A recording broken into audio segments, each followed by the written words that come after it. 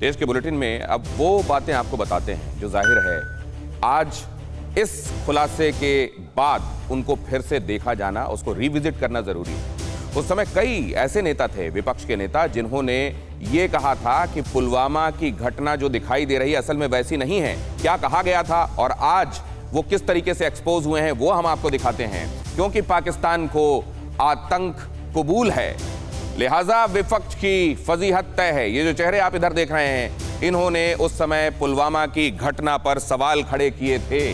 पाकिस्तान और इमरान खान खुलकर मोदी जी का समर्थन कर रहे हैं। अरविंद केजरीवाल ने तब ये बात कही थी।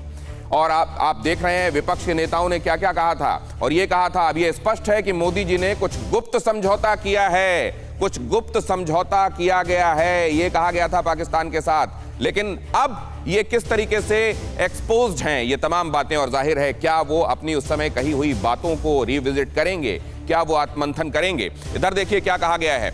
इधर कहा गया है फवाद चौधरी की तरफ से, हमने कराया पुलवामा हमला, ये हमारी उपलब्धियों में शुमार किया जाए। और जाहिर है इमरान का मंत्री जब ये कह रहा है तो ये बहुत अहमियत रखता है। और फिर उस हिसाब से यहाँ के घटनाक्रमों को देखा जाना आवश्यक है। यहाँ लोगों के प्रतिनिधित्व करते हुए लोग जो हैं, लीडर्स, बड़े लीडर्स, उन्होंने तब क्या कहा था विपक्षी नेताओं ने, वो हम आपको लगातार बता रहे हैं। अरविंद केजरीवाल ने यह कहा था कि क्या पाकिस्तान ने मोदी जी की मदद के लिए 40 बहादुर सैनिकों को मार दिया।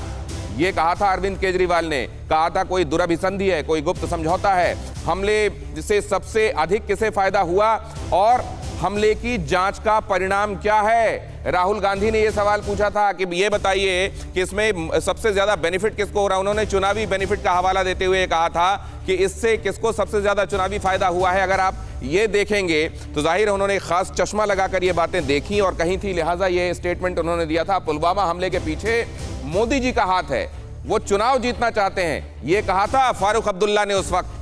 और ये जाहिर है जब ये इधर आप देखते हैं कि हमने करवाया पुलवामा हमला और ये हमारी उपलब्धियां हैं, फवाद जब ये बात कहते हैं तो इनको अब सबको सोचना चाहिए कि वो उन्होंने जो कहा था इस तरीके से गैर जिम्मेदाराना सोच और बयान क्या रखना चाहिए।